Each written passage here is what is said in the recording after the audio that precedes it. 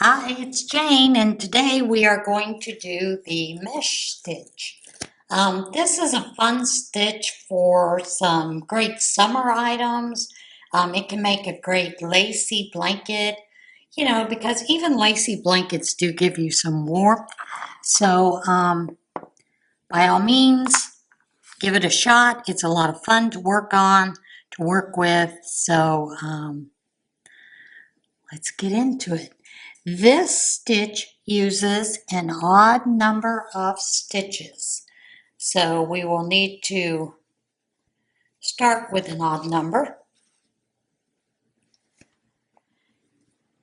And I believe I'm just going to go ahead and go with my normal 13 because that's a little bit on the easier side for me. And make your, I think I said 13. We're going to do 11. So basically what you're going to do is you're going to chain your 11.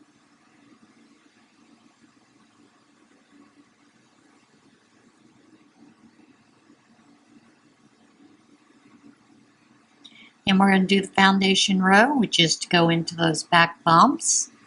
And we'll be picking up those stitches that way.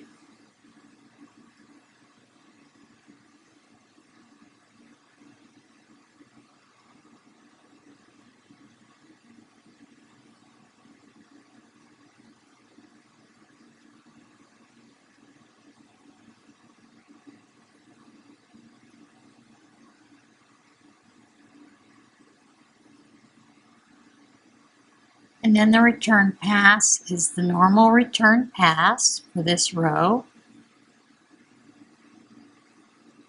which is chain 1, yarn over, pull through 2, yarn over, pull through 2, yarn over, pull through 2, and you're just going to repeat that all the way across to the end.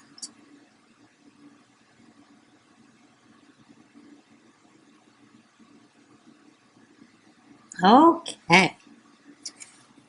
Now the initial stitch is a yarn over, skip the first vertical bar, which is here. We're going to skip it and then pull up a loop here. So it's yarn over, skip this first one, go into the next vertical bar, pick up a loop, yarn over. Get my yarn wrapped around something.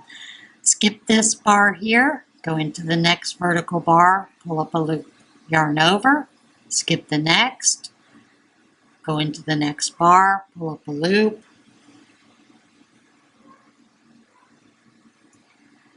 yarn over, skip this next, pull up a loop. Now we technically have 2 stitches left, so we are simply going to yarn over and go into the last 2 bars like we normally do for our neat clothes. So you'll pull that up, and then the return pass is just as normal. Yarn over, chain 1, yarn over, pull through 2, yarn over, pull through 2, yarn over, pull through 2, yarn over, pull through 2, yarn over, pull through 2,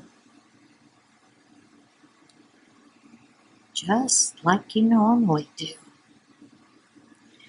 And then of course each row after that is just a simple repeat, but what you'll notice is that there is a kind of like a little bar there,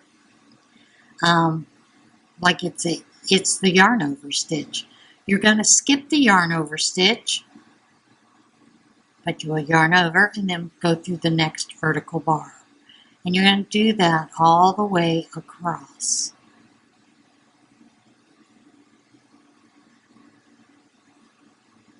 And then of course we get to the last 2 stitches. We're going to skip that and go into the last vertical bar, pull up a loop. And you will notice that your count for your stitches that are on your hook are going to be exactly the same. So it's yarn over, well, it's chain 1, then yarn over, pull through 2, yarn over, pull through 2, yarn over, pull through 2, all the way across to the end.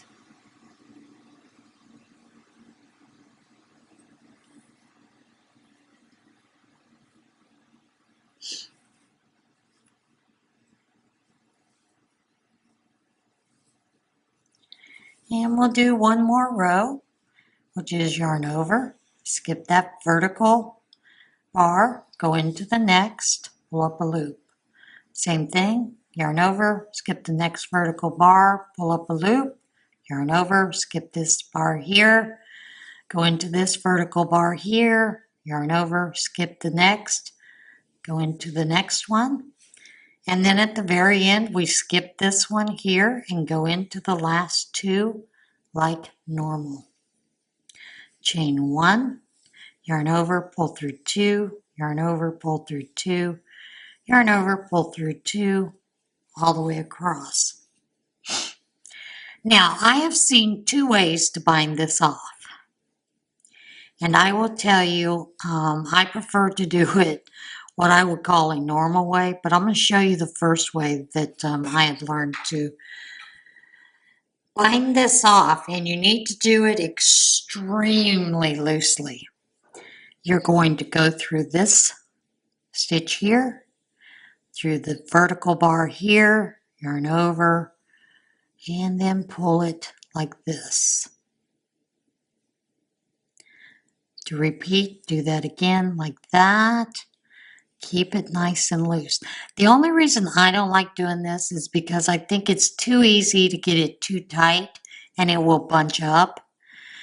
So I generally prefer to treat this just like each stitch is a normal stitch. Pull this up, pull through, because you're basically slip stitching off. And I prefer to do it that way when I bind off. But you could certainly choose the one where you go through both bars, vertical bars, yarn over, pull through. And I'm going to show you what happens if you get it too tight, because too many times we get it too tight. And then you would go through the last two. Can you see how that's pulling? It pulls it much tighter. So I don't like doing that, so I normally just do each one. And then there's very little additional blocking, because with this one, you're going to have to block it out a little bit more. So, you know, it's just a matter of choice, what you want to do, what you choose not to do. But I just choose to do each stitch when I'm binding off in the mesh stitch.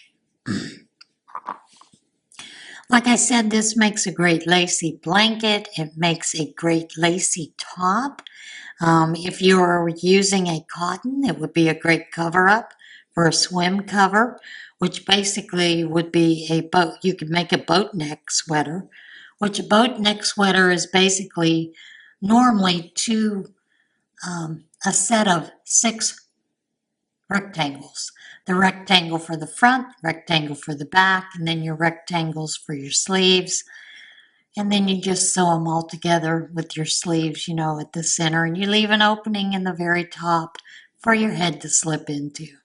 So it makes a great stitch for those kind of things, tunics.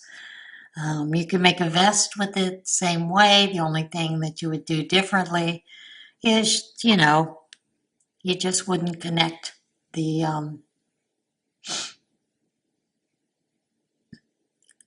when I say connect, you would make your rectangles for the front smaller than your rectangle for the back. Connect them at the shoulders, leave an opening for your neck, leave it open down in the front if you chose, that kind of thing. Words are hard sometimes. All right, guys, that is it for today's Tunisian Tuesday, and I will see you again next week. Next week, we are going to do a cluster stitch, and this is a beautiful stitch. It's a great stitch to use for blankets. It makes a beautifully stunning blanket. And So I'll see you again next week. Bye.